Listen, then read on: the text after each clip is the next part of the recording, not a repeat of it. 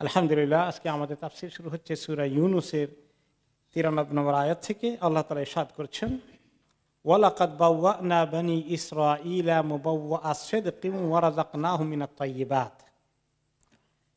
আপনাদের মনে আছে গত সপ্তাহের তাফসীরে মূসা আলাইহিস সালাম এবং তার কওমের আলোচনা ছিল। ফিরআউনকে আল্লাহ তাআলা কিভাবে ডুবিয়ে মেরেছেন, অতঃপর বনি ইসরাঈলের কি হলো তাদের বিষয়ে শুরু হয়েছে যে নিশ্চয়ই আমি বনি ইসরাইলকে মুবাওয়া সিদকিন, তাদেরকে সিদক সত্যবাদিতার হকের জায়গা দিলাম, হক, এবং যে জায়গাটা খুবই মোবারক জায়গা, সেই জায়গায় তাদেরকে আমি তাদের আয়ত্তে এনে দিলাম।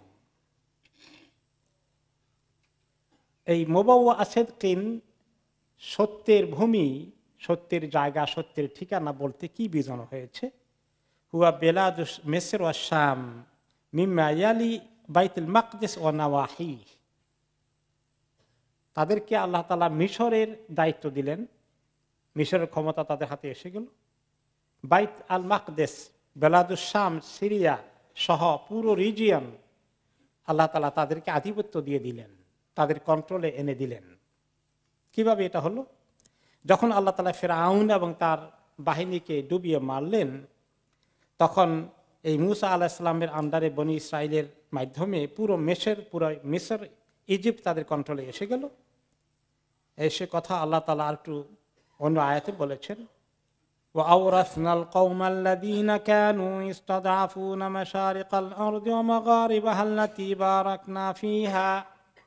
আমি ওয়ারিশ বানিয়ে দিলাম, উত্তরাধিকারী বানিয়ে দিলাম ওই কওমকে যাদেরকে জমিনে নির্যাতিত করা হয়েছে, নিষ্পেষিত করা হয়েছে, শোষণ করা হয়েছে।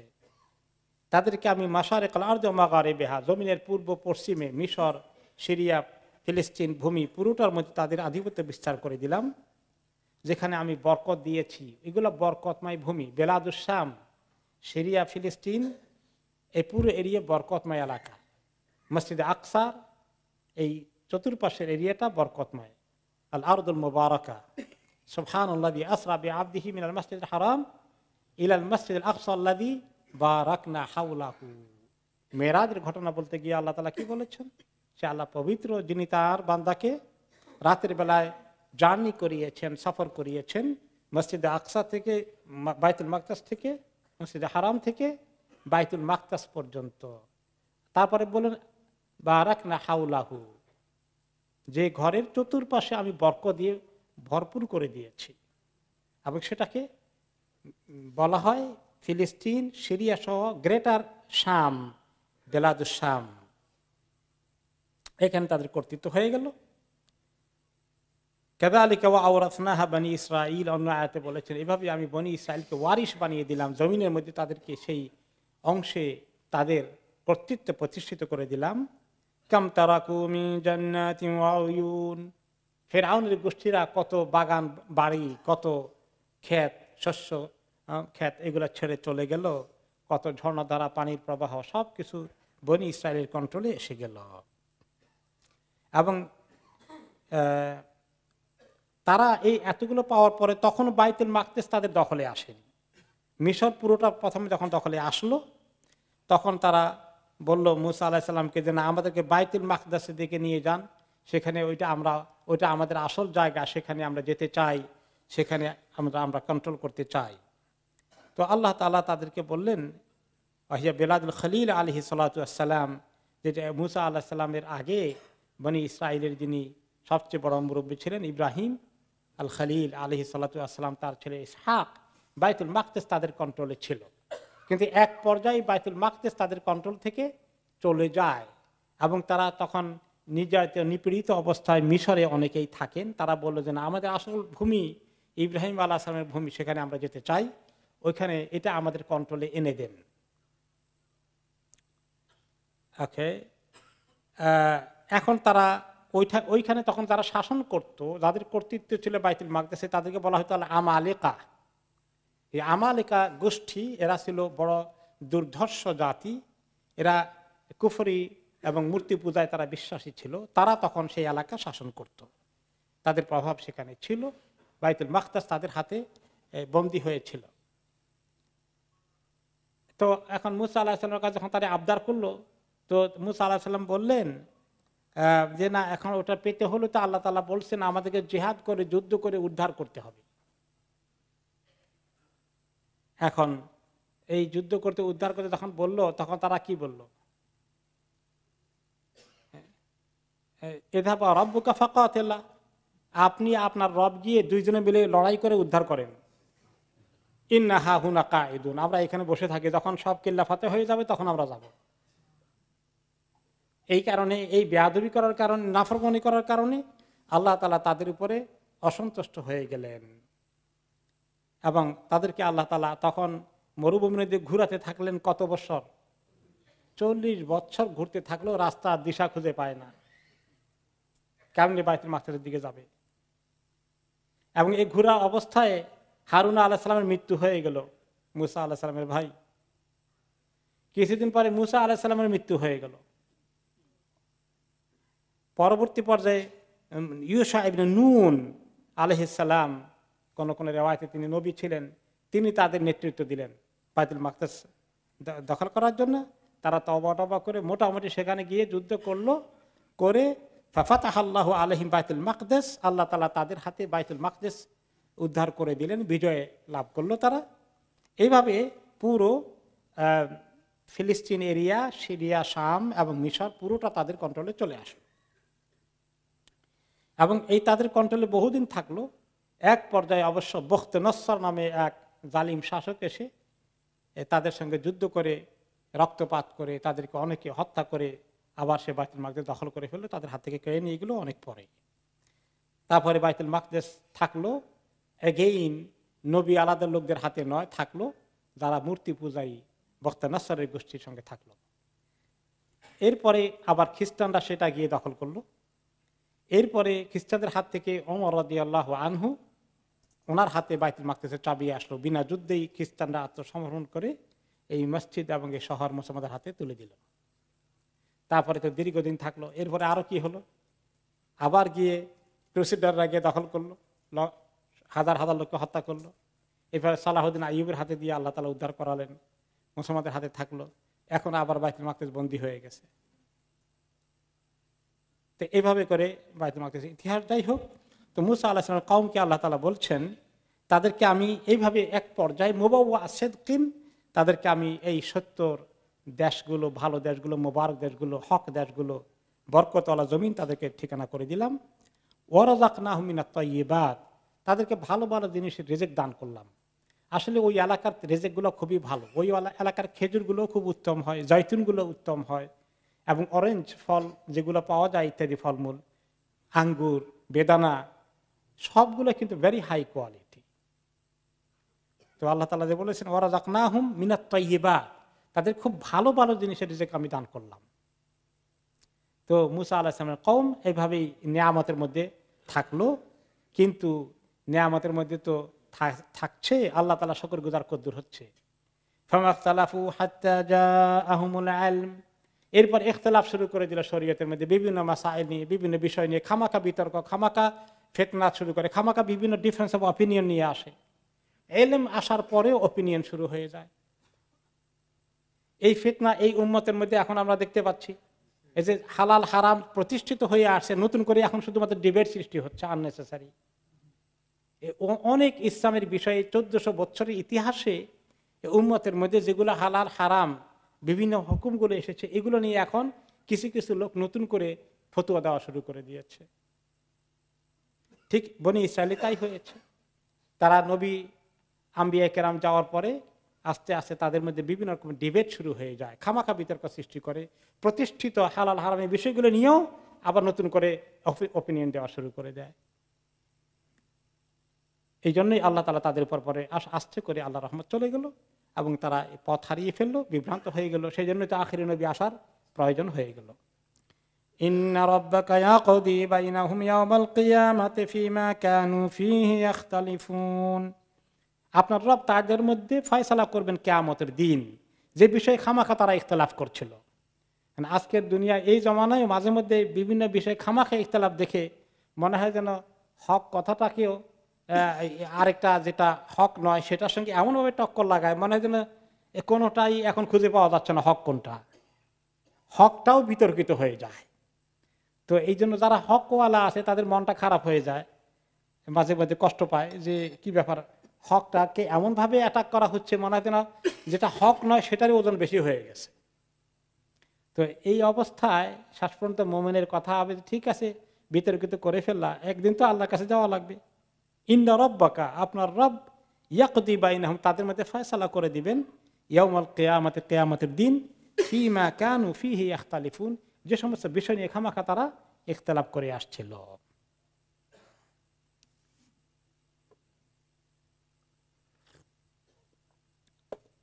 فإن كنت في شك مما أنزلنا إليك فاسأل الذين يقرؤون الكتاب من قبلك।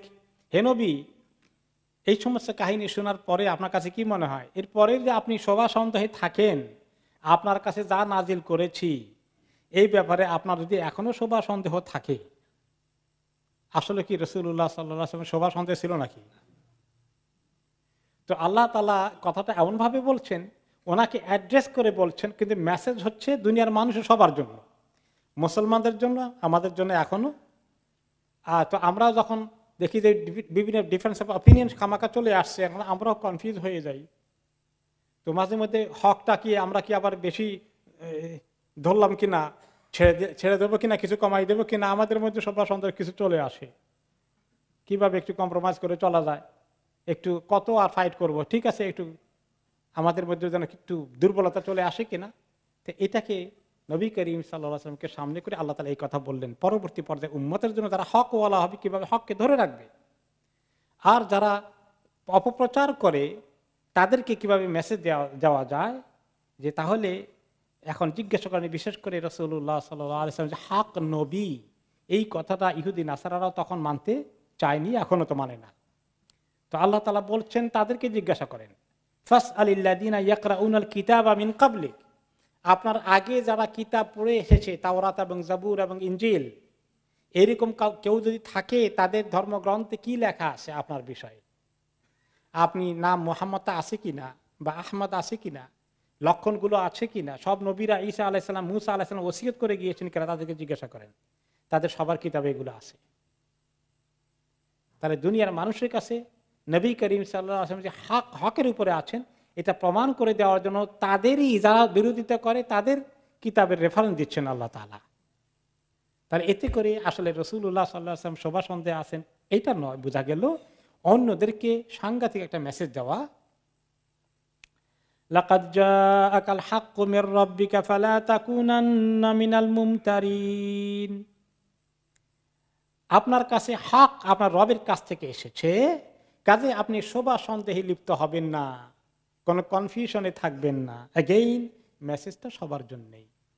এই ইহুদি নাসারারা এবং যারা বিশ্বাস করো নাই মক্কার কাফেরগণ, তোমাদের এবার শোভা সন্দেহে থাকার কোনো প্রশ্নই আসে না, যেই নবীর কথা বলা হয়েছে তাওরাত এবং জাবুর এবং ইনজিলে, সেই নবী হচ্ছেন ইনি, কাজে এই ব্যাপারে কারো যেন কোনো শোভা সন্দেহ না থাকে। ওয়ালা তাকুনান্না মিনাল্লাযীনা কাযযাবু বিআয়াতিল্লাহি ফাতাকুনা মিনাল খাসিরিন, খবরদার আপনি কখনো তাদের অন্তর্ভুক্ত হবেন না যারা আল্লাহর আয়াতকে মানতে অস্বীকার করে, তাহলে আপনি ক্ষতিগ্রস্ত হয়ে যাবেন। অ্যাগেইন সারা দুনিয়ার মানুষের জন্য মেসেজ আছে এবং মুসলিম উম্মার জন্য মেসেজ আছে, যে তারা যেন কখনো নিজেদের দ্বীনের ব্যাপারে এত রকম চতুর্দিক থেকে আক্রমণ হতে দেখে চিন্তায় পড়ে না যায় যে আসলে কি আমরা হকের উপরে আছি কিনা, নিজেদের তো সন্দেহ লাগা শুরু হয়ে গেল। এরকম অবস্থায় যেন কখনো না পড়ে যায়, তাহলে ক্ষতিগ্রস্ত হয়ে যাবে। হকওয়ালাদেরকে সবরের সাথে মজবুতি সহকারে টিকে থাকতে হবে। এরকম সারা দুনিয়াতে সারা জীবনব্যাপী গোটা পৃথিবীর ইতিহাস, যখনই হক আসে দুনিয়ার মানুষ ওয়েলকাম করে না, কিছু লোক গ্রহণ করে, বাকি কিছু লোক এর মোকাবিলা করে, বিরোধিতা করে। যুগে যুগে তাই হয়েছে। ইয়া হাসরাতান আলাল ইবাদ মা ইয়াতিহিম মির রাসূলিন ইল্লা কানু বিহি ইস্তাহজিউন। সূরা ইয়াসিনে আল্লাহ তাআলা বলেন, দুনিয়ার মানুষের জন্য আফসোস হয় যখনই তাদের কাছে কোনো নবী আসেন আল্লাহর মেসেজ নিয়ে, তখন তারা অবশ্যই তাকে মিথ্যাবাদী বলে অবিশ্বাস করা শুরু করে দেয়। ইন্নাল্লাযীনা হাক্কাত আলাইহিম কালিমাতু রাব্বিকা লা ইউমিনুন ওয়ালাউ জাআতহুম কুল্লু আয়াতিন হাত্তা ইয়ারাউল আযাবাল আলীম। যাদের প্রতি আল্লাহর কথাটা, আপনার রবের কথা একেবারে ওয়াজিব হয়ে আছে, তারা ঈমান আনবে না। যাদের প্রতি গোমরাহি আল্লাহর পক্ষ থেকে ওয়াজিব হয়ে গেছে, এরা আর ঈমান আনবে না, যতই আপনি বলেন না কেন হে রাসূল সাল্লাল্লাহু আলাইহি ওয়াসাল্লাম। এবং তাদের কাছে যদি প্রত্যেকটি আয়াত, প্রত্যেকটি আল্লাহর পক্ষ থেকে মুজিজা, অনেক কিছু আসে, এগুলা দেখলেও তারা ঈমান আনবে না। এমনকি শক্ত আযাব দেখলে, কঠিন আযাব সামনে এসে গেলেও আযাবে পড়ে মরার আগ পর্যন্ত তারা স্বীকার করবে না, বলবে এটা তো জাদুর খেলা। ফেরাউন তাই করেছে না? মূসা আলাইহিস সালামের সমস্ত নবুয়তের প্রমাণগুলো তিনি দেখলেন, গত সপ্তাহে আমরা শুনলাম। তাদের সমস্ত জাদু, গোটা মাঠ ভর্তি হয়ে গেছে ওয়াজাউ বিসিহরিন আযীম, তারা বিরাট জাদুর খেলা বসিয়েছিল, সব নিমেষের মধ্যে খেয়ে ফেললো মূসা আলাইহিস সালামের হাতের লাঠি সাপ হয়ে। এর চেয়ে বড় আর কোনো মুজিজার দরকার আছে? তারপরে ঈমান আনলো না, বললো বুঝছি তুমি অনেক বড় জাদুকর হয়েছ, আমাদের জাদুকর দিকে ডিঙ্গিয়ে তুমি আরেক ডিগ্রি নিয়ে এসেছ। তাই এটাই তো দুনিয়ার মানুষের ইতিহাস। তো প্রত্যেকটি আয়াত দেখলেও নিজের চোখে, এরপরেও তারা বিশ্বাস করে না। যতক্ষণ আযাব না আসে, আযাবে পড়ে গেলে ফেরাউন তখন কি বলে? আমানতু বিরাব্বি মূসা ওয়া হারুন। তখন কি আল্লাহ তাআলা মাফ করবেন? শুধু একজন নবীকে আল্লাহ তাআলা তার কওমকে মাফ করেছেন। সে নবীর নাম কি? ইউনূস আলাইহিস সালামের কাহিনী এখন আল্লাহ তাআলা পরে বলছেন যে কোনদিন কোন নবীর মুজিজা দেখানোর পরে, যদি চ্যালেঞ্জের পরে, যদি আযাবের লক্ষণ দেখার পরে যদি তারা ঈমান আনতে চায়, আল্লাহ কাউকে কবুল করেননি, সুযোগ দেননি, শুধুমাত্র একজন নবীর উম্মতকে দিয়েছেন। সে কাহিনী আসছে 58 নম্বর আয়াতে। ফালাউলা কানাত ক্বরিয়াতুন আমানাত ফানাফাহা ঈমানুহা ইল্লা কওমা ইউনুস। যখন আযাব দেখার পরে কোন গ্রামের লোকেরা, কোন শহরের লোকেরা, কোন দেশের লোকেরা, কোন অঞ্চলের লোকেরা ঈমান আনলে, তখন সে ঈমান তাদের কোনো লাভ করে না, ঈমানে কোনো ফায়দা হয় না, এই ঈমান গ্রহণ করা হয় না। ইল্লা কওমা ইউনুস, শুধুমাত্র ইউনুস আলাইহিস সালামের কওমকে আল্লাহ এই সুযোগ দিয়েছেন। আযাবের লক্ষণ আসার পরে তারা ঈমান এনেছে, সেই ঈমানকে আল্লাহ কবুল করেছেন। লাম্মা আমানু কাশাফনা আনহুম আযাবাল খিজয়ি ফিল হায়াতিদ দুনিয়া। যখন ইউনুস আলাইহিস সালামের কওম আযাব দেখার লক্ষণ দেখে ভয়ে তারা ঈমান এনে ফেললো, আমি তাদের থেকে দুনিয়ার অপমানিত, লাঞ্ছিত হওয়ার আযাবকে সরিয়ে দিলাম, দুনিয়ার আযাবকে সরিয়ে দিলাম। ওমাত্তানাহুম ইলা হিন, তাদেরকে আযাব দিয়ে হালাক না করে দিয়ে কিছুদিন পর্যন্ত আবার দুনিয়াতে স্বাভাবিক হায়াত পর্যন্ত সময় আমি দিয়ে দিলাম। তাহলে ইউনুস আলাইহিস সালামের কওমটা খুব ইন্টারেস্টিং বিষয়, তাই না? ওনার জন্য এই যে কোন নবীকে আল্লাহ এই চান্স দেন, ওনাকে দিয়ে, ওনার উম্মতকে দিয়েছেন। তার কারণ হচ্ছে আপনারা জানেন যে ইউনুস আলাইহিস সালাম নবী হিসাবে দাওয়াত দিলেন। ওনার এলাকা ছিল কারিয়াতে নিনুই এলাকাটা হলো ইরাকে বর্তমানে মাউসেল যে এলাকা আছে, মৌসেল একটা শহর আছে না বড়, হ্যাঁ, এই বাংলায় বলে মসুল আর ইংলিশে বলে মোজেল নাকি, মাউসেল আরবিতে। এই একটা খুব বড় শহর, ঐতিহাসিক শহর। এই শহর এবং তার আশেপাশে ছিল ইউনুস আলাইহিস সালামের নবুয়তের কার্যক্রম। তারা মূর্তি পূজারী ছিল। এই মূর্তি পূজারীগুলোকে তিনি অনেক করে নসিহত করলেন, তারপরে দাওয়াত দিলেন, তাবলীগ করলেন, কিন্তু তারা ঈমানের দিকে আসে না। বুঝাতে বুঝাতে শেষ পর্যন্ত তিনি বললেন যে দেখো, আমি আল্লাহর পক্ষ থেকে তোমাদেরকে ফাইনাল নোটিশ দিচ্ছি, 3 দিন তোমাদের হাতে মাত্র সময় আছে। এই 3 দিনের ভিতরে যদি তোমরা তওবা করো আল্লাহ তাআলার কাছে এবং ঈমান এনে ফেলো, মূর্তি পূজা ছেড়ে দাও, আযাব আসার আগে এই 3 দিনের ভিতরে যেটা করো তাহলে আলহামদুলিল্লাহ আল্লাহ তাআলা তোমাদেরকে মাফ করে দিবেন, আযাব দিবেন না। আর 3 দিন পরে যদি তোমরা কন্টিনিউ করো তাহলে আল্লাহর আযাব চলে আসবে।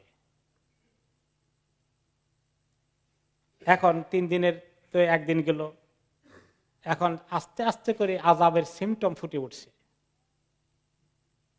আকাশে লাল মেঘের জমায়েত হওয়া শুরু হয়েছে, দুনিয়ার পরিস্থিতি থমথমে হয়ে গেছে। এখন তারা বলা বলি করলো আযাব দেখার আগে যে দেখো সে যদি সত্যি বলে থাকে সে আসে কিনা, আমরা তো কিছু সিমটম দেখতে পাচ্ছি, চেক চেক করে দেখো তা ইউনূস আসে না নাই, কারণ সে তো কখনো মিথ্যা কথা বলে না। সে যদি এখন আমাদের এলাকায় থাকে তাহলে বোঝা যাবে যে তার কথাটা সিরিয়াস কিছু না।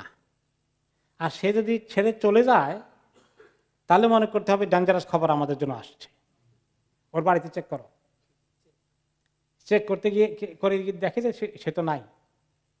এখন তো তাদের খবর হয়ে গেছে, সে যখন নাই তার মানে আযাব আসবে, এখানে যা কিছু আছে সব ধ্বংস হয়ে যাবে। কাজে এই জন্য আল্লাহর পক্ষ থেকে তাকে ইশারা করা হয়েছে তুমি ভাগো তাড়াতাড়ি। তাহলে খবর আমাদের খুবই খারাপ। তখন তাদের মধ্যে যারা বুঝদার আছে সবাইকে বোঝালো সর্বনাশ, এই আযাবের লক্ষণ জমায়েত হচ্ছে, মেঘগুলো আমাদেরকে শেষ করে ফেলবে, কিল করে ফেলবে, তোমরা জলদি করো। এর ইতিমধ্যে আযাব এখন আস্তে আস্তে বাড়ছে, আযাবের পরিণাম, বাতাস বাড়ছে, মেঘের লাল। আমার মনে আছে আমি প্রায় 15-20 বছর আগে, অ্যারাউন্ড 20 বছর হবে, আমি এখান থেকে ছুটিতে দেশে গিয়েছিলাম। আমাদের বাড়ি থেকে প্রায় 7-8 মাইল দূরে কয়েকটি গ্রামে ঘূর্ণিঝড় লন্ডভন্ড করে ফেললো, একদম সমস্ত ঘরগুলো সবগুলো মেসাকার করে দিয়েছে। তো আমরা হঠাৎ করে দেখতে পাচ্ছি যে ঘরের মধ্যে পশ্চিম দিকে যেখানে আযাব হচ্ছে বা আসবে, কেমন জানি মেঘের রং লাল, বেগুনি, বিভিন্ন কালার, সূর্যটা ঢাকা পড়ে গেছে, কেমন থমথমে ভাব লাগছে, গাছের পাতাগুলো নড়ে না, কি একটা ঘটতে যাচ্ছে। আমরা খুবই ভয়ের মধ্যে থাকলাম। একটু একটু হালকা তুফান একটু পরে হলো, কিন্তু বেশি কিছু হলো না। পরে খবর পেয়ে গেলাম যে ওই দিকে তো কিয়ামত হয়ে গেছে। পরে আমি নিজে দেখতে গিয়েছি। এই যে আযাব ঘটার আগে প্রস্তুতি হচ্ছে, এখান থেকে আমরা লেসন নিতে পারি যে কিভাবে ইউনূস আলাইহিস সালাম কম টের পেল যে তাদের উপরে এখন ভারী মুসিবত আসছে। তারা দৌড়ে আসলো, দেখো তো ওনাকে পাওয়া যায় কিনা, কোথায় পাওয়া যায় খুঁজতে দৌড়ে আসলো, কিন্তু ওনাকে আর পাওয়া যাচ্ছে না। তখন তারা কি করলো যে তাদের মধ্যে বুঝদার লোক যারা ছিল তারা সবাই বলে এখন আল্লাহর কাছে সবাইকে কাঁদতে হবে, এমন কান্নাকাটি করতে হবে, এক কাজ করো আমাদের গরু ছাগল হাঁস মোরগ সবগুলো নিয়ে আসে মাঠের মধ্যে, এগুলো চিৎকার করতে থাকুক। আর আমাদের ছেলে মেয়ে যেগুলো দুধের বাচ্চা আছে মাঠ থেকে আলাদা করে ফেলো, এক জায়গায় রাখো, সেগুলো চিৎকার করুক মায়ের জন্য। আর আমরা সবাই আল্লাহর কাছে চিৎকার করে কান্নাকাটি করি, আল্লাহ আমরা তো অন্যায় করেছি, গুনাহ করেছি, আল্লাহ এই অবুঝ বাচ্চাগুলো কোনো মাসুম বাচ্চাগুলো কোনো গুনাহ করে নাই, আল্লাহ আমাদের গুনার কারণে এই মাসুম বাচ্চাগুলোকে আপনি আযাবের মধ্যে ফেলে দিবেন। আল্লাহ এই যে আমাদের গরু ছাগল হাঁস মুরগিগুলো এভাবে আমরা এনে দিয়েছি, এগুলো তো মাসুম, এগুলো তো কোনো গুনাহ নাই, আল্লাহ আযাব এসে গেলে তো এগুলো মরে যায় না, এগুলোর উপরেও মুসিবত নেমে আসে। আল্লাহ এগুলোকে আপনি এগুলোর দিকে তাকিয়ে আমাদের গুনাহকে মাফ করেন, আমরা তওবা করছি, আমরা আপনার প্রতি ঈমান আনছি। তাদের এই আহাজারি আল্লাহ তাআলা কবুল করে ফেললেন। আস্তে করে আবার ওয়েদার ঠিক হয়ে গেল। এবং ইউনূস আলাইহিস সালাম যে 3 দিনের সময় দিয়েছেন, সময় পূরণের আগেই তিনি চলে গেলেন। নবীদের অপেক্ষা করতে হয় আল্লাহ তাআলা যখন বলবেন তখন যাওয়ার জন্য। এখন ওনারা দৌড়ে এসে যে নবীকে পেল না, এটা তো নবুয়তের দায়িত্বের ক্ষেত্রে একটা বিরাট ত্রুটি হয়ে গেল। এই জন্য আল্লাহ তাআলা ওনাকে লেসন দিলেন কিভাবে, মাছের পেটে চলে গেলেন। সেই কাহিনী আবার আসবে ইনশাআল্লাহ আমাদের সামনে আরো সময়, তখন আমরা বিস্তারিত শুনবো। তো এখন আমরা আসি যে এই ইউনূস আলাইহিস সালামের কওম, ফালাউলা কানাত কারিয়াতুন আমানাত ফানাফাহা ঈমানুহা ইল্লা কওমা ইউনূস। এটা কখনো ঘটেনি কোনো গ্রামের জন্য, জনপদের জন্য, দেশের জন্য, শহরের জন্য, যে সেখানে যখন মুসিবত আসতো তখন মুসিবত দেখে আযাব দেখে ঈমান আনে। এটা ফেরাউনের জন্য আযাব দেখে ঈমান এনেছে, এরকম আদ সামুদ জাতি করেছে, কওমে আদ কওমে সামুদ, তাদের ঈমানও তখন কবুল করা হয়নি। একমাত্র কওমে ইউনূস আলাইহিস সালামের কওমকে আল্লাহ তাআলা উদ্ধার করেছেন, তাদের তওবাকে কবুল করেছেন আযাবের লক্ষণ দেখার পরে। আযাব কিন্তু তাদের গায়ের উপরে পড়লে তখন আর বাঁচতে পারতো না, গায়ের উপরে পড়ে নাই তখনও, এই জন্য তারা জলদি করে তওবা করার সুযোগ পেয়েছে। আর যখন ফেরাউনকে পানিতে ডুবাই মেরেছে, সে তওবা করলে ওই তওবা কবুল হয় না, গারগারা যখন চলে আসে, ইন্নাল্লাহ ইয়াকবালু তাওবাতাল আবদি মা লাম ইগরগির, তখন গরগরা মানে আযাব তো শুরু হয়ে গেছে তার, তখন আর কবুল হয় না। এই যে ইউনূস আলাইহিস সালামের কথা এসেছে এখানে সূরার মধ্যে, এখান থেকে সূরার নাম হচ্ছে সূরা ইউনূস। দেখছেন সূরার নাম কেমনে কত দূর থেকে আল্লাহ তাআলা নিয়েছেন। লাম্মা আমানু কাশাফনা আনহুম আযাবাল খিজি ফিল হায়াতিদ দুনিয়া ওয়া মাত্তানাহুম ইলা হিন, যখন তারা ঈমান আনলো আমি তাদেরকে দুনিয়ার আযাব থেকে রেহাই দিলাম এবং তাদেরকে পৃথিবীতে কিছুদিন তাদের সময় কাটানোর জন্য, হায়াত পূরণ করার জন্য আমি তাদেরকে অনুমতি দিলাম।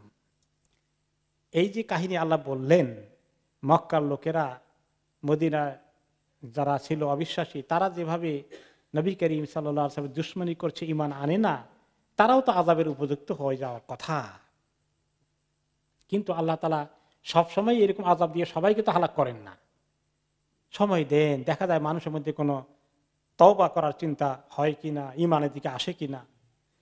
ওয়ালাউ শাআ রাব্বুকা লাআমানা মান ফিল আরদি কুল্লুহুম জামিআ, হে নবী, আল্লাহ যদি চাইতেন দুনিয়ার সমস্ত মানুষকে জবরদস্তি ঈমান আনাবেন, সমস্ত মানুষের ঈমান আনা ছাড়া কোনো গতি ছিল? আল্লাহ তাআলা যে ফোর্স অ্যাপ্লাই করেন, এই ঈমান আন, দিলাম এখনই আযাব দিয়ে ডুবাই, তখন তো সবগুলো ঈমান আনবে। আল্লাহ তাআলা এরকম করবেন না। আল্লাহ চাইলে জবরদস্তি যে কোনো তরিকায় ঈমান আনাইতে পারেন, কিন্তু আল্লাহ এটা করবেন না। মানুষকে আল্লাহ ইখতিয়ার দিচ্ছেন, তারা নিজেরাই কবুল করে কিনা এটা আল্লাহ দেখতে চান। আফাআনতা তুকরিহুন নাস হাত্তা ইয়াকুনু মুমিনিন, আপনি কি লোকদেরকে বাধ্য করবেন ঈমান আনতে? আপনার হাতে কি এমন কোনো পাওয়ার আছে? আসলে তো নাই। অনেক আয়াতে আল্লাহ তাআলা বলেছেন, ইন্নাকা লা তাহদি মান আহবাবত, হে নবী আপনি যাকেই চান ঈমান আনাতে পারবেন না, হেদায়েতের দিকে আনতে পারবেন না। লাইসা আলাইকা হুদাহুম ওয়ালাকিন্নাল্লাহা ইয়াহদি মান ইয়াশা, আপনার হাতে কারো হেদায়েতের দায়িত্ব দেওয়া হয় নাই। হেদায়েতের দায়িত্ব কার হাতে? আল্লাহ তাআলার হাতে। লাস্তা আলাইহিম বিমুসাইতির, আপনাকে এমন পাওয়ার দিয়ে দেন যে পাওয়ার দিয়ে জোর করে তাদেরকে বাধ্য করেন ঈমান আনতে। আপনি শুধু ওয়ামা আলাইনা ইল্লাল বালাগুল মুবিন, তো সমস্ত নবীদের দায়িত্ব কি? সুস্পষ্টভাবে আল্লাহ তাআলার পয়গাম, মেসেজ পৌঁছিয়ে দেওয়া। আপনি হক আদায় করেছেন কিনা, দাওয়াত ঠিক মতো দিয়েছেন কিনা, এই দায়িত্ব আপনার। ওয়ামা কানা লিনাফসিন আন তুমিনা ইল্লা বিইذনিল্লাহ ওয়া ইয়াজআলুর রিজসা আলাল্লাযিনা লা ইয়াকিলুন, কোন নফসের, কোন আত্মার পক্ষে সম্ভব না ঈমান আনা আল্লাহ তাআলার পারমিশন ছাড়া, আল্লাহ তাআলার হুকুম ছাড়া, আল্লাহ তাআলার মেহেরবানি ছাড়া।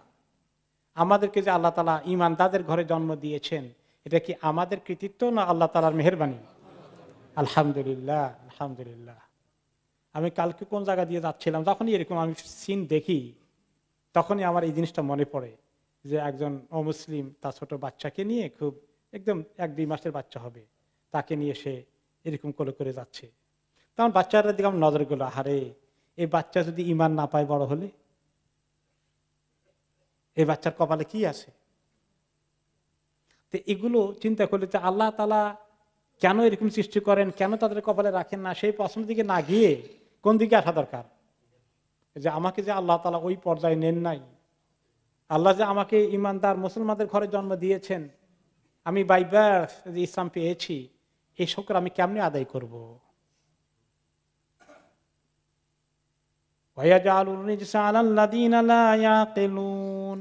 যারা আল্লাহ সম্পর্কে চিন্তা করে না, আকল খরচ করে না, জানতে চায় না, আল্লাহ তাআলা সম্পর্কে চিন্তাও করে না, এদের অন্তরে আল্লাহ তাআলা নাপাকি ঢুকিয়ে দেন। এই জন্য তারা কুফরি থেকে বের হতে পারে না। তো খালি দোষটা শুধু আল্লাহ তাআলার একলা নয়, তারা ইসলাম সম্পর্কে জানার চেষ্টা করে না, খোঁজ নেয় না। আল্লাহকে আমি কেন দুনিয়াতে আসছি, আমাকে কেন পাঠানো হলো, এই যে মরে যাই কোথায় যাব, কি হবে তারপরে, এগুলো চিন্তার বিষয় না, জরুরি বিষয় না? যখন মুসলিমরা বা নন মুসলিমরা ইসলাম সম্পর্কে জানতে আসে, ডিসকাশন করতে করতে আমি বলি, তুমি তোমার জন্য 3টা প্রশ্ন করো আর এটার জবাব খুঁজে পাওয়ার চেষ্টা করো। তোমাকে তোমাকে কে সৃষ্টি করেছেন, সৃষ্টিকর্তা সম্পর্কে তোমার কোনো আইডিয়া আছে কিনা? কেউ কেউ চিন্তা করে, কেউ কি কিছু একটা বলে, কেউ কেউ বলে যে তা তো চিন্তা করি নেই, কেউ কেউ বলে যে গড সৃষ্টি করেছেন, ভালো কথা। তো তোমাকে 2 নম্বর প্রশ্ন হলো, কেন সৃষ্টি করেছেন? তোমাকে 50, 60, 70, 80, 90 বছর হায়াত দিচ্ছেন, এখানে তিনি তোমার কাছে কি চান, কি কাজ করার জন্য তোমাকে সৃষ্টি করেছেন? খাওয়া দাওয়া, তারপর বাড়ি গাড়ি করে মরে যাবা, শেষ হয়ে গেল? না আরো কিছু আছে? এটা চিন্তা করেছে কিনা? না, এরকম তো চিন্তা করি নাই।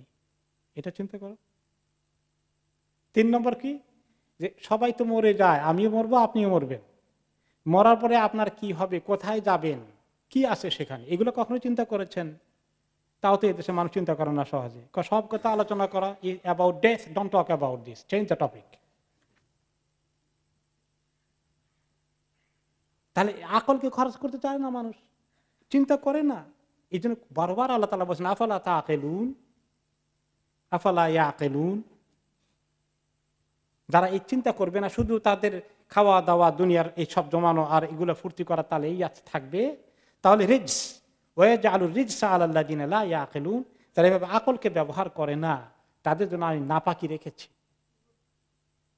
ঈমান পবিত্র জিনিস তাদের দিলে ঢুকার মতো ব্যবস্থা নাই, কারণ নাপাকিতে ভরপুর। কুল ইনযুরু মাযা ফিস সামাওয়াতি ওয়াল আরদ ওয়ামা তুগনিল আয়াতু ওয়ান নুযুরু আন কওমিন লা ইউমিনুন। আপনি বলে দেন, হে কাফেরগণ, হে অবিশ্বাসীগণ, তোমরা একটু আকাশ জমিনে একটু নজর দাও, চক্ষু ফিরিয়ে তাকাও, চক্ষু খুলে দেখো, কত কিছু না আছে আল্লাহ তাআলার সৃষ্টি, স্রষ্টা সম্পর্কে চিন্তা করার সুযোগ আছে কিনা। এত বড় একটা লাইট দিনের বেলায় সূর্যের মতো দিয়েছেন, সারাটা দুনিয়া আলোকিত হচ্ছে। এত পাওয়ারফুল লাইট কেমনে আসলো, কে এটার পরিচালনা করেন? ডুবে আবার উঠে তার এই সাইকেল চলছে, এগুলো বিনা কন্ট্রোলারে এমনি অটোমেটিক্যালি চলে। খালি কম্পিউটারের প্রোগ্রাম একবার ঠিক করে দিলে চলতে থাকে, কিন্তু কম্পিউটার তৈরি করতে হয়, প্রোগ্রাম ঢুকাতে হয়, অন করতে হয়, তারপরে চলে নাকি? খালি আপনি হঠাৎ করে ফস করে মাটির থেকে বাইরে হয়ে গেছে কম্পিউটার আর সব অটোমেটিক্যালি চলতেছে। তাহলে সব কিছুর জন্য যদি মেকার লাগে, সৃষ্টিকর্তা লাগে, এই গোটা আকাশ জমিনের সৃষ্টিকর্তা কেউ নাই? তুমি চিন্তা করতে পারো না একটু? আকাশ জমিনে দেখো, ওয়ামা তুগনিল আয়াতু ওয়ান নুযুরু আন কওমিন লা ইউমিনুন। মুশকিল হয়ে গেল যে এই আয়াতগুলো, এত শিক্ষা, এত প্রমাণ, আল্লাহ তাআলার এই সুস্পষ্ট দলিলগুলো দেখার পরেও এবং এত সাবধান করে নবী রাসূলদেরকে পাঠানোর পরেও কিছু কওমের কোনো ফায়দা হয় না, ঈমান আনার মতো কোনো তাদের তৌফিক হয় না। তারা এগুলো নেয় না, শুনে না, শুনতে চায় না, এগুলো কাছে আসে না। এই জন্য ঈমান থেকে তারা বঞ্চিতই থেকে যায়। ফাহাল ইয়ানতাযিরুনা ইল্লা মিসলা আইয়ামিল্লাযীনা খালাউ মিন ক্বাবলিহিম, নাকি তারা ইন্তজার করছে, অপেক্ষা করছে? বাংলায় বলি আমরা ইন্তজার, আরবি থেকে। তারা কি অপেক্ষায় আছে যে তাদের প্রতি ওই দিনগুলো আসবে, কঠিন দিনগুলো আসবে, কঠিন সময়গুলো আসবে যেগুলো এসেছিল তাদের পূর্বের জাতি সমূহের উপরে, ফিরআউনের কওমের উপরে, নমরুদের কওমের উপরে, কওমে আদ, কওমে সামুদের উপরে। এইরকম একটা আযাব, অভিশাপ তারা চায়। কুল ফান্তাযিরু ইন্নী মাআকুম মিনাল মুনতাযিরিন। তোমরা ইন্তজার করো, আমিও ইন্তজার করছি, তোমাদের সঙ্গে ইন্তজার করতে থাকবো, দেখি আল্লাহ তাআলা কি করেন, ফয়সালা কি করেন, কার পক্ষে ফয়সালা হয়। তো আল্লাহ তাআলা তো ফয়সালা করে দিয়েছেন। মক্কার কুরাইশগণ কি করেছে শেষ পর্যন্ত? ইয়াদখুলুনা ফি দীনিল্লাহি আফওয়াজা। মক্কা তো এসে গেছে, নবী করিম সাল্লাল্লাহু আলাইহি সাল্লামের এই দ্বীনকে কবুল করে ফেলেছে। তো ইন্তজার খুব বেশি দিন করতে হয়নি। সুম্মা নুনাজ্জি রুসুলানা ওয়াল্লাযীনা আমানু কাযালিকা হাক্কান আলাইনা নুজিল মুমিনিন। যখনই কোনো বড় ধরনের সীমালঙ্ঘন করেছে কোনো জাতি, যেমন মুসা আলাহিসামের কওম করেছে, ইব্রাহিম আলাহিসামের কওম করেছে, আমি তখন আমার রাসূলদেরকে নিরাপত্তা দিয়েছি এবং তার সঙ্গে যারা ঈমানদার ছিল তাদেরকে নাজাত দিয়েছি, তারা তাদের ক্ষতিগ্রস্ত করতে পারেনি। এভাবে আমি, আমার দায়িত্ব হচ্ছে যুগে যুগে মুমিনদেরকে আমি নাজাত দেই, তাদেরকে আমি উদ্ধার করি, জালিমদের হাতে ছেড়ে দেই না। মাঝে মধ্যে মুসলমানদের যে পরীক্ষা হচ্ছে, কঠিন সময় আসছে, কিন্তু সব নবীদেরকে, তাদের অনুসারীদেরকে আল্লাহ তাআলা টাইম টু টাইম সাহায্য করেছেন।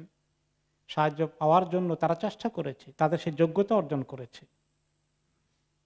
এখন আমরা যদি সেই যোগ্যতা অর্জন না করি, তাহলে তো আল্লাহ তাআলা সাহায্য আসতে আর একটু দেরি হবে।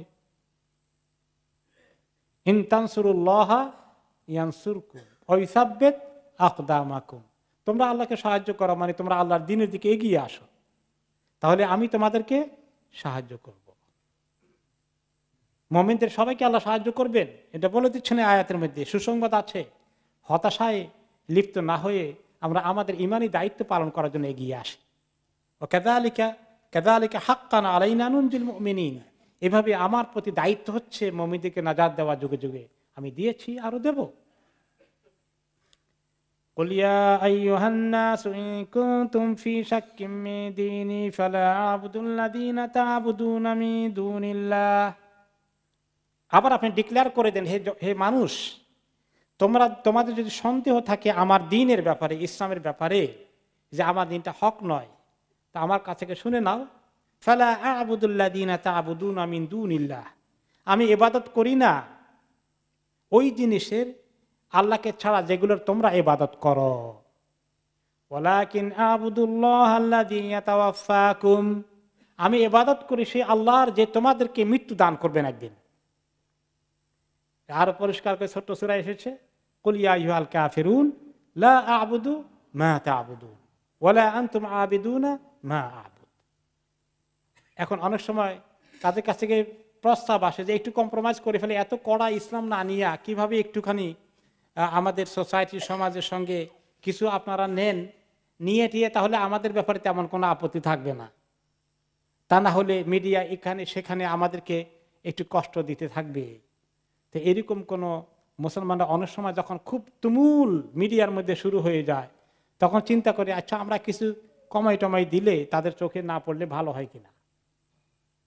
এরকম দাবাও আসে, এরকম প্রেশার আসে, এরকম চিন্তা করে অনেক মুসলমানদের মধ্যে অনেকেই। তো আল্লাহ তাআলা পরিষ্কার বলে দিচ্ছেন যে আপনার যে সন্দেহ থাকে, হে নবী করিম সাল্লাল্লাহু আলাইহি ওয়াসাল্লাম তো সন্দেহ থাকার কথা না, ওনার মাধ্যমে আমাদেরকে মেসেজ দেওয়া হচ্ছে। মুসলমানদের যদি এরকম পরিস্থিতি হয়ে যায় যে আল্লাহর ইবাদতের দিকে কেউ আসতে চায় না, তোমরা শুধু একলা আছো, বরঞ্চ তোমাদেরকে সরিয়ে দিতে চায়, তোমাদেরকে কম্প্রোমাইজ করাতে বলে, তখন বলো যে আমরা কখনো ইবাদত করব না যেগুলো তোমরা ইবাদত করো আল্লাহ ছাড়া। আর আমি যার ইবাদত করি তিনি অনেক পাওয়ারফুল। আমাদের কনফিডেন্স থাকা দরকার, আমাদের নিজস্বের একটা আত্মবিশ্বাস থাকা দরকার, আমরা হকের উপরে আছি, আল্লাহর ইবাদত করি, যে আল্লাহ এত পাওয়ারফুল যে তোমাদের আমাদের মৃত্যু তার হাতে, জীবনও তার হাতে।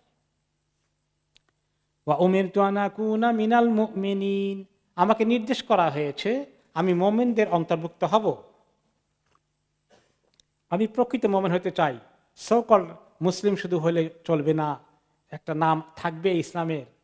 আমি প্রকৃত মুসলিম, আমি আমল করব, ঈমান আমল নিয়ে আমি বাঁচতে চাই। ওয়া আন আকিমু ওয়াজহাকা লিদ-দীন হানিফা ওয়া লা তাকুনান্না মিনাল মুশরিকিন।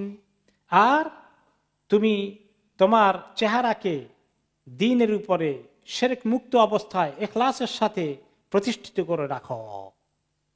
তোমার যেন সে কি মনোভাবনা হয়ে যায়, তোমার যেন ইখলাস বেড়ে যায়, তোমার জন্য দ্বীনটার মধ্যে তাওহীদ থাকে। ওয়ালা তাকুনান্না মিনাল মুশরিকিন। কখনো শিরককে যেন তুমি জায়গা না দাও, শিরক মুশরিকদের অন্তর্ভুক্ত না হয়ে যাও।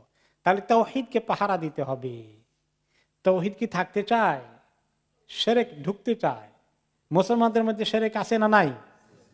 বাজারগুলো কেন্দ্রিক শিরকে ভর্তি হয়ে আছে। তো এই মুসলিম কেমনে আল্লাহর পক্ষ থেকে তাওহীদই নাই, কিভাবে আল্লাহ সাহায্য কামনা করবে? এই জন্য তাওহীদের এত গুরুত্ব, শিরককে এত ঘৃণা করতে হবে। ওয়ালা তাদউ মিন দুনিল্লাহি মা লা ইয়ানফাউকা ওয়ালা ইয়াদুররুক ফাইন ফাআলতা ফাইন্নাকা ইযাম মিনাজ জালিমিন। খবরদার, কখনো দোয়া করবেন না, ডাকবেন না, সাহায্য চাইবেন না আল্লাহ ছাড়া এমন কিছুর কাছে যে আপনার কোনো উপকারও করতে পারবে না, ক্ষতিও করতে পারবে না। মাজারের মধ্যে গিয়ে কি চাওয়া চায়, কি চাওয়া চায়, কত কিছু হাদিয়া তোহফা দেয়, কত খাবার দেয়, গজারকে, পাখিকে, সবাইকে খাওয়ায়। খাওয়ার মধ্যে যে কত যে ফায়দা আর বরকতে চিন্তা করে, কোনো কিছু হবে ক্ষতি, ভালো মন্দ কিছু। কেউ যদি জুতা নিয়ে যায় বেয়াদবি হয়ে যাবে, ক্ষতি হয়ে যাবে। জুতাকে এমন ভাবে রাখতে হবে যে কাবা শরীফের মানে হারাম শরীফের জুতা নিয়ে ঢোকা যায়, কিন্তু এই সমস্ত মাজারের কত দূরে জুতা নিয়ে যাওয়ার কোনো উপায় থাকবে না। যে এইরকম যে করে নিয়েছে যারা লাইয়ান ফাউকা লায়াদুররুকা, ভালো মন্দ কিছুই করতে পারে না। তুমি যদি কেউ এরকম যদি করো তাহলে তুমি জালিমদের অন্তর্ভুক্ত হয়ে যাবে। যে সমস্ত মুসলিমরা এরকম শিরকের সঙ্গে লিপ্ত আছে তারা জালিম। শিরক করলে জালিম হয়ে যায়। সবচেয়ে বড় জুলুম কোনটা? শিরক। ইন্না শিরকা লা যুলমুন আযীম। শিরক হচ্ছে সবচেয়ে বড় জুলুম। ওয়া ইন ইয়ামসাসকাল্লাহু বিদুররিন ফালা কাশিফা লাহু ইল্লা হু। আপনার যদি কোনো ক্ষতি ঘটে যায়, হে নবী, আপনার যদি কেউ কোনো দিক থেকে কেউ ক্ষতি করে ফেলে বা আপনার উপরে কোনো মানে খারাপ কিছু ঘটে বসে, তাহলে এটা দূর করা আল্লাহ ছাড়া কেউ আছে? এই মেসেজ শুধু নবীকে নয়, আমাদেরকে। বালা মুসিবতে পড়ে গেছি, কেমনে উদ্ধার পাবো, কোন জায়গায় ছিনিয়ে দেব, কোন জায়গায় গিয়ে, কোন মাজারে গিয়ে ধর্ণা দেব, এই চিন্তা মুসলমানদের ভিতরে কি পরিমাণ এখনো আছে। তাহলে এই আকীদা মজবুত না হলে, ঠিক না থাকলে মুসলমানদের খালি কিছু নামাজ পড়লেই কাজ হবে না। যদি আকীদা দুরস্ত না থাকে, শিরক ঢুকে যায়, নামাজ কবুল হবে না। তাহলে এটা শক্ত আকীদার কথা যে কোনো ভালো মন্দের ক্ষমতা কারো নাই। কার হাতে আছে? শুধু আল্লাহ তাআলার হাতে। ওয়া ইন ইউরিদকা বিখাইরিন ফালা রাদ্দা লিফাদলিহি। তিনি যদি আপনাকে ভালো কিছু দিতে চান, আপনার উপকার করতে চান, আপনার শান বাড়াই দিতে চান, আল্লাহর এই দানকে ঠেকানোর ক্ষমতা কার আছে? কোন মানুষের আছে? কারোই ক্ষমতা নাই, কারো ক্ষমতা নাই। আল্লাহুম্মা লা মানিআ লিমা আতাইতা ওয়া লা মুতিয়া লিমা মানাতা। আল্লাহ, আপনি দিতে চাইলে মানা করার কেউ নাই আপনাকে ঠেকানোর, আর আপনি না দিতে চাইলে এইটা দেওয়ার মতো ক্ষমতা কারো আছে? শুধুমাত্র আল্লাহর কাছে সমস্ত চাওয়া পাওয়ার দরখাস্ত দিতে হবে। ইউসিবু বিহি মান ইয়াশাউ মিন ইবাদিহি ওয়া হুয়াল গফুরুর রহিম। তাহলে আল্লাহ তাআলা এই ভালো, এইরকম ঈমান, এইরকম সুন্দর ঈমান আল্লাহ তাআলা যাকে চার তার বান্দাদের মধ্যে দিয়ে দেন। আল্লাহুম্মা জিদনা ঈমানান বিক ওয়া হুয়াল গফুরুর রহিম। এবং তিনি অনেক ক্ষমা করেন, তিনি অনেক দয়ালু। আমরা যারা এই দুর্বলতায় আছি, গুনাহ করে যাচ্ছি, তিনি আমাদেরকে মাফ করে দিবেন, তিনি আমাদের প্রতি দয়া করবেন, আমাদেরকে তিনি অনেক হাই পজিশন দিতে পারেন, ঈমান বাড়িয়ে দিতে পারেন। এই আশার সুসংবাদ তিনি আমাদেরকে এখানে শোনাচ্ছেন। তো আল্লাহ তাআলা এত যিনি দেনিওয়ালা, একমাত্র যিনি একমাত্র আমাদেরকে রক্ষা করতে পারেন বিপদ আপদ মুসিবত থেকে, তার কাছে কিরকম চাওয়া দরকার, দোয়া কিরকম করা দরকার। ওয়ালা তাদউ মিন দুনিল্লাহ, আল্লাহ ছাড়া কারো কাছে দোয়া করো না, দোয়া একমাত্র আল্লাহর কাছে করো। একটি হাদিসে রাসূলুল্লাহ সাল্লাল্লাহু আলাইহি ওয়াসাল্লাম বললেন, উতলুবুল খাইরা দাহরাকুম কুল্লাহ। হে লোকেরা, আল্লাহর কাছে গোটা জীবনব্যাপী খালি চাইতে থাকো। চাইলে আল্লাহ নারাজ হন না খুশি হন? বেশি করে চাইলে আরো বেশি খুশি হন। তো আল্লাহর কাছে চাইতে থাকো। ওয়া তাআররাদু লিনাফাহাতি রাব্বিকুম। আর এরকম বেশি বেশি দোয়া করতে গেলে কোনো কোনো সময় আল্লাহ তাআলা দেওয়ার মাইন্ডে থাকেন, যে যা চায় তাই দিয়ে দিবেন। তো তুমি যদি বেশি বেশি দোয়া করো, তাহলে যে সময় দেওয়ার মুডে আসেন ওই সময় তোমার দোয়া পড়ে গেলে পেয়ে গেলা, ইজিলি পেয়ে গেলা। ফাইন্না লিল্লাহি নাফাহাতুম মির রাহমাতিহি ইউসিবু বিহা মান ইয়াশাউ মিন ইবাদি। আল্লাহ তাআলা কিছু রহমতের টাইম ওনার কাছে বরাদ্দ করা আছে, যে এই সময় তিনি দেওয়ার মুডে থাকেন, ফয়সালা করে রেখেছেন যে যা চাইবে দিয়ে দেব। তো ওইরকম তোমরা সুযোগটা কাজে লাগানোর চেষ্টা করো, ওই সময় যে যা চায় পেয়ে যায়। ওয়াসআলুহু আন ইয়াসতুরা আওরাতিকুম ওয়া ইউমিনা রাওয়াতিকুম, আর আল্লাহর কাছে দরখাস্ত দাও তিনি যেন তোমাদের দোষ ত্রুটি গুনাহ খাতা অন্যায়গুলোকে যেন তিনি ঢেকে রাখেন, ধরাই না দেন মানুষের সামনে এবং কিয়ামতের দিন। আর তোমাদের ভয় যে আসে, জাহান্নামের ভয়, আখিরাতের ভয়, কবরের ভয়, মৃত্যুর ভয়, এই ভয়ের পরিস্থিতি থেকে তিনি যেন তোমাদেরকে নিরাপত্তা দান করেন। এইগুলো সামনে রেখে একটি সুন্দর দোয়া আছে সকাল সন্ধ্যায়। নবী করিম সাল্লাল্লাহু আলাইহি সাল্লাম সকাল সন্ধ্যায় দোয়াটা পড়তেন। আশা করি এই দোয়াটা হিসনুল মুসলিমে থাকার কথা। প্রত্যেকদিন সকালে পড়া, আল্লাহুম্মা ইন্নী আসআলুকাল আফওয়া ওয়াল আফিয়াতা ফি দীনি ওয়াদ দুনিয়া ওয়া মালি ওয়া আহলি, আল্লাহুম্মা ইন্নী আসআলুকা আল আফিয়াতা ফি দীনি ওয়াদ দুনিয়া ওয়াল আখিরা, আল্লাহুম্মা ইন্নী আসআলুকাল আফওয়া ওয়াল আফিয়াতা ফি দীনি ওয়াদ দুনিয়া ওয়া মালি ওয়া আহলি, আল্লাহুম্মা আস্তির আওরাতি ওয়া আমিন রাওআতি, আল্লাহুম্মা আহফাযনি মিন বাইনি ইয়াদাইয়া ওয়া মিন খালফি ওয়া আন ইয়ামিনি ওয়া আন শিমালি ওয়া মিন ফাওকি ওয়া আউযু বিআযামাতিকা আন উগতালা মিন তাহতি। এত সুন্দর দোয়া, হিসনুল মুসলিম থেকে দোয়াটা মিস করবেন না। প্রতিদিন সকালে একবার, সন্ধ্যায় একবার কমপক্ষে পড়েন যে আল্লাহ আমি আপনার কাছে ভালো থাকা, নিরাপত্তা থাকা, বিপদ আপদ থেকে হেফাজত থাকা, দিন দুনিয়া আখিরাত সব কিছুর মধ্যে ঠিকঠাক থাকা আপনার কাছে দরখাস্ত দেই।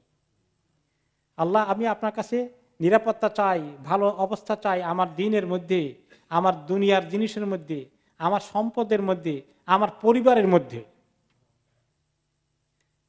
আল্লাহ মুস্তার আওরাতি, আল্লাহ আমার গুনাহগুলোকে ঢেকে দেন। ও আমিন রাওয়াতি, আমার ভয়গুলোকে আপনি ভয়ের জায়গাগুলোর মধ্যে নিরাপত্তা দিয়ে দেন। আল্লাহ মাহফাযনি মিন বাইনি ইয়াদাইয়া ওয়া মিন খালফি, আল্লাহ আমাকে সামনে থেকে হেফাজত করেন, পিছন থেকে হেফাজত করেন। ওয়ান ইয়ামিনি ওয়ান শিমালি, ডান দিক থেকে বাম দিক থেকে আমাকে হেফাজত করেন। ওয়া মিন ফাওকি, উপর থেকে আমাকে হেফাজত করেন। ওয়া আউযু বিআযামাতিকা আন উগতালা মিন তাহতি, আল্লাহ আপনার কাছে পানা চাই নিচের দিক থেকে ধসে যাওয়া, তলিয়ে যাওয়া থেকে আপনার কাছে পানা চাই। ভূমিকম্পে পাহাড় ধসে তলিয়ে যাওয়া থেকে আপনার কাছে পানা চাই। এত সুন্দর দোয়া, কি নিয়ামত আছে বলেন তো? এটা মিস করলে কতবার নিয়ামত মিস করছি। হিসনুল মুসলিম খুলে আজকে বের করে ফেলেন, মুখস্থ না হলে দেখে দেখে পড়ি আমরা সকাল সন্ধ্যা, আর আস্তে আস্তে মুখস্থ করে ফেলি। قل يا أيها الناس قد جاءكم الحق من ربكم فمن اهتدى فإنما يهتدي لنفسه ومن ضل فإنما يضل عليها। আপনি বলে দেন, হে মানুষ, হে জনতা, হে জনগণ, তোমাদের কাছে, তোমাদের রবের কাছে হক এসে গেছে, মহাসত্য এই কোরআন, এই ওয়াহি, এই ইসলামের খবর এসে গেছে। যে ব্যক্তি হেদায়েত পেতে চায়, চেষ্টা করে এগিয়ে আসে, তাহলে হেদায়েতটা তার কাজে লাগবে নাকি আল্লাহর কাজে লাগবে? অনেক তার কাজে লেগে যাবে, তার ফায়দা হবে। যে ব্যক্তি হকের খবর পেয়ে, এত সুন্দর দিনের সংবাদ পেয়ে আগায় না, গ্রহণ করে না, এগিয়ে আসে না, কবুল করে না, গোমরাহিতেই থাকতে চায়, এই গোমরাহিকে তার ক্ষতি হবে না অন্য কারো ক্ষতি হবে? তার নিজের ক্ষতি হয়ে যাবে। ওয়ামা আনা আলাইকুম বিওয়াকিল, আর আমি তোমাদের দায়িত্বশীল না, তোমাদের দায়িত্বশীল আল্লাহ। তোমাদেরকে আল্লাহ আমাকে এই কথা বলার জন্য পাঠিয়েছেন, এতটুকু খবর দেওয়ার জন্য। তোমাদের দায়িত্ব আল্লাহর হাতে, আল্লাহ তোমাদেরকে ফয়সালা করবেন যা করতে হয়। ওয়াত্তাবি' মা ইউহা ইলাইকা ওয়াসবির হাত্তা ইয়াহকুমাল্লাহ, আর হে নবী, আপনার কাছে যা কিছু ওয়াহি করা হয়েছে, দ্বীনের শরীয়তের হুকুম আহকাম দেওয়া হয়েছে, এগুলোকে আপনি একদম হুবহু ফলো করেন, অনুসরণ করেন, মেনে চলেন, আর সবর করেন। দ্বীনের উপরে, শরীয়তের উপরে আমলের জন্য টিকে থাকার কাজটা সহজ না কঠিন? কঠিন। সবর লাগবে নাকি লাগবে না? এই জন্য সূরা আসরে বলা হয়েছে তাওয়াসাবিল হক, আর কি বলা হয়েছে? তাওয়াসাবিস সবর। হকের জন্য উপদেশ দেওয়ার পাশাপাশি সবরের জন্য উপদেশ দিতে হবে, কারণ নফসের ধোঁকা আছে, তারপরে দুনিয়ার সুযোগ সুবিধার ধোঁকা আছে, পাড়া পরিবেশে আত্মীয় স্বজন পরিবার অন্যদের পক্ষ থেকে কিছু বাধা বিপত্তি আসতে পারে, সমাজ সোসাইটি দ্বীনের দুশমনরা বাধা দেওয়ার চেষ্টা করবে। সব দিক থেকেই বাধা আসে দ্বীনের পথে চলতে গেলে, শরীয়তের উপরে টিকে থাকতে গেলে, পর্দা প্রসিদ্ধা মানতে গেলে অনেকে নাখোশ হয়ে যায়, ঠিক কিনা বলেন? ইত্যাদি সব কিছুর ক্ষেত্রে দ্বীনের সত্যিকার যদি আমি অনুসরণ করতে চাই, তাহলে দেখা যায় সকল দিনদার লোকদের পক্ষ থেকে বাধা আসে। অমুসলিম মানে যারা কি বলে সেকুলার, তারা তো নয়, সকল যারা ইসলামের পছন্দ করে বলে মনে করে, ইসলামের কিছু কাজও করে, তারাও দেখা যাচ্ছে শরীয়তের কিছু বিষয়ে আমল করতে দিতে গেলে তাদের কাছে ভালো লাগে না, বেশি আমল করেন কেন, এত কমাই দেন কিছু। তাহলে এখন টিকে থাকতে হলে মা ইউহাই লেখে, যা ওহী করা হয়েছে কোরআন এবং হাদিসে। ওহী কি একটা শুধু কোরআন নাকি? হাদিস কি? ওয়াহি। দুই ওয়াহি আমাদের কাছে। দোনো ওয়াহিকে আপনি ফলো করেন, মজবুত হয়ে টিকে থাকেন। বাধা বিপত্তি আসবে, চ্যালেঞ্জ আসবে, ডিবেট আসবে, ওয়াসবের, মজবুত হয়ে টিকে থাকেন। হাত্তা ইয়াহকুম আল্লাহ, এবং যতক্ষণ আল্লাহ ফয়সালা না করে দিয়েছেন। ফয়সালা আল্লাহ তাআলা করবেন, আল্লাহর কাছে ফয়সালা হবে কিয়ামত দিন। জানি আজকে তোমরা তর্ক বিতর্ক করো, এগুলো ফয়সালা কার কাছে হবে? আল্লাহর কাছে হবে। ওয়া হুয়া খায়রুল হাকিমিন, তিনি হচ্ছেন উত্তম ফয়সালা দানকারী। এই জন্য দুনিয়াতে অনেক ডিবেট খামাখা তৈরি হয়ে যায়। একদিন ফয়সালা হবে, আল্লাহ তাআলা ফয়সালা করে দিবেন, এবং হক বাতিলের ফয়সালা আল্লাহ তাআলার কাছে চূড়ান্তভাবে আছে। যদিও দুনিয়ার মধ্যে আমাদেরকে আলোচনা করলে পজিটিভ মাইন্ড দিয়ে এখানেও হক বুঝার ব্যবস্থা আল্লাহ রেখেছেন, যারা জানতে চায়, এগিয়ে আসতে চায়। আল্লাহ তাআলা আমাদেরকে হককে মানার জন্য এবং জানার জন্য এবং মানার জন্য তৌফিক দান করুন। আল্লাহ তাআলা আমাদের সবাইকে আহলুল হক হিসাবে কবুল করুন। আলহামদুলিল্লাহ, এখানে আমাদের সূরা ইউনূসের তাফসীর শেষ হয়ে গেল। আগামী সপ্তাহ থেকে তাফসীর শুরু হবে ইনশাআল্লাহ সূরা হুদ থেকে ইনশাআল্লাহ।